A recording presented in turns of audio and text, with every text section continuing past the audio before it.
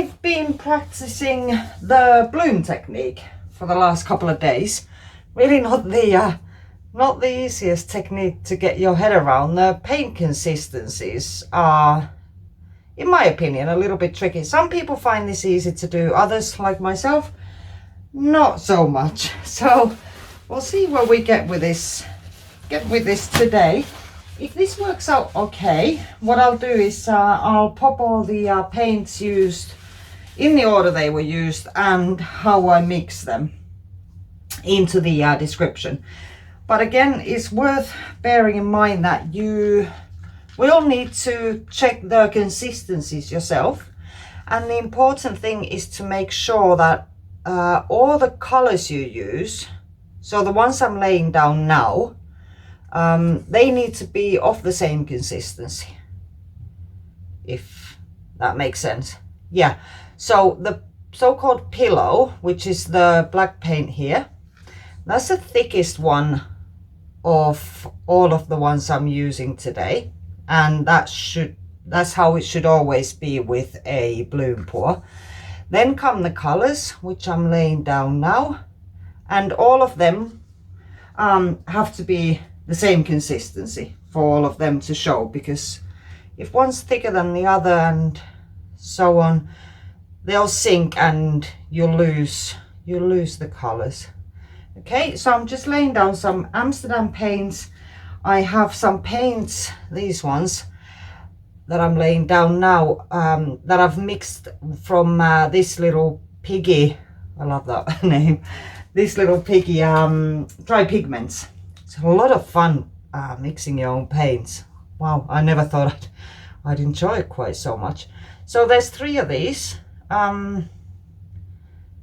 Yeah, I kind of remember the names, I think, but I'll put them in the description anyway, just so as not to confuse myself. I'm gonna put just a tad more of this one. It's called Pinwheel. I love this color, and it's got a really nice color shift to it. Actually, all of these pigments have that color shift. It's cool because depending on the angle you're viewing it, the color changes. Yeah, one of them is like a really crisp green with a, I think it sort of cuts to gold. Oh, it's just so beautiful. Right, and the other 2 colors I'm using are Amsterdam, and again I'll pop those in the description. Right, that's all my colors. Now all that's left over to put down is my cell activator, and this one here is 3 parts, oh gosh, it should have got in the middle, never mind, 3 parts Australian Floetrol and 1 part Amsterdam oxide black, nothing else, no water. Right, and now we're going to blow. I tried blowing by mouth yesterday. I like, how should I describe it? I don't know, I like how sort of wide the airflow can be, but I don't like the lack of control.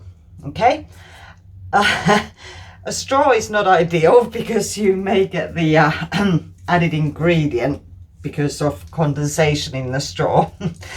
So, and a hairdryer is obviously way too powerful and big for tiny little canvas. These cute little canvas boards, by the way, 5-inch little canvas boards. I love them. They're so great, and they're cheap as anything. They're really good for practicing. So anyway, I'm going to go ahead and blow with this piece of tubing with the nozzle and hope for the best. I've got a like mini airbrush coming with like a mini compressor, so I'm really looking forward to seeing how that one works. So okay, sorry about my dog making a racket there. Just a second, I'll just close the door to here so you don't have to listen to him barking away. Barking mad, as they say. Right, so let's go.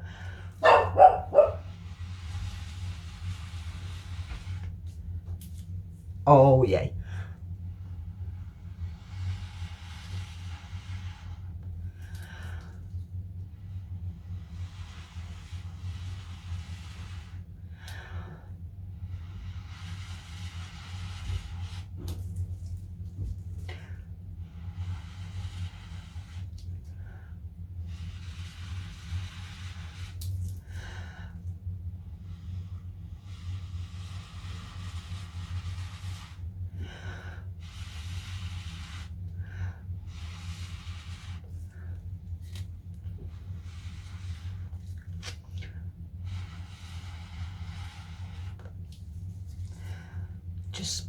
little bit more there, I think.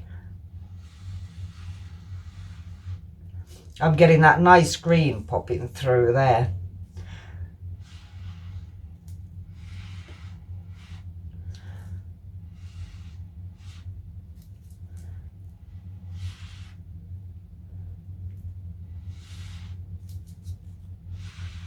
I do love the lacing that the Australian Floetrol creates. That's really gorgeous.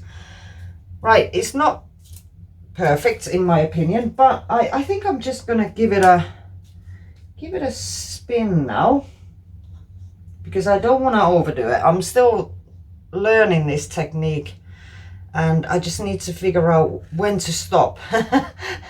I'm sure some of you know that that's one of the biggest challenges in this art form, is when do I stop before I ruin it.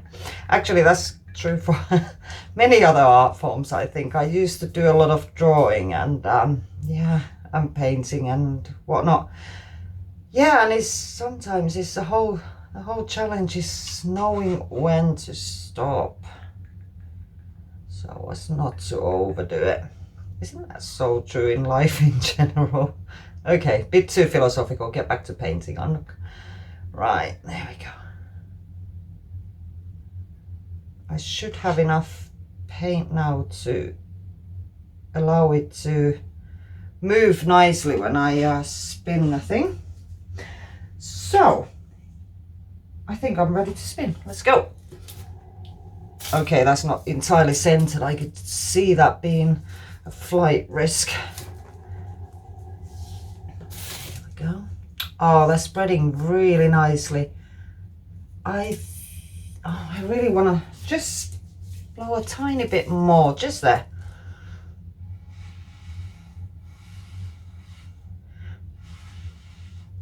And hope I don't ruin it while I'm at it. There.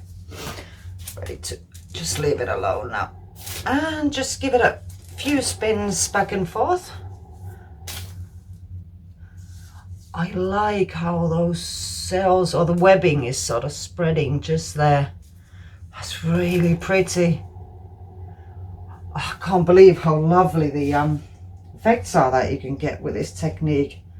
I was always really scared of the bloom technique, but what do you know, as often is the case, it was just a matter of getting comfortable and familiar with the paint consistency. And, you know, here we are, voila. I think that's really, really, really, really nice. I love that. I'll show you with like a close-up with a flash on as well. And I tested yesterday. I let one completely dry on a level, 100% level surface. And all that webbing stayed like that. So, yeah, I was really pleased with that. Not entirely happy with that bit there, but it's okay. You know, I'm still practicing, so this looks good. Right, let me just show you what it looks like close up. Here we are. Oh, those colors are just so lovely. Okay, that ring light there to the left is too bright, but you can really see the colors. Look at those. These little piggy pigments just, oh sorry, that was just mainly my finger. Yeah, the color shift there is just stunning. Oh, I do love that.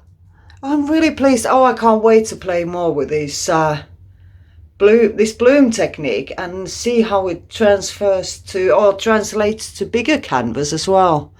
Really happy with that. Anyway, thanks for joining me. Please hit subscribe and notification bell so you'll find out what I get up to in the future. And thanks so much for joining me. I really appreciate you watching my videos, and yeah, thanks a lot. I'll look forward to seeing you next time.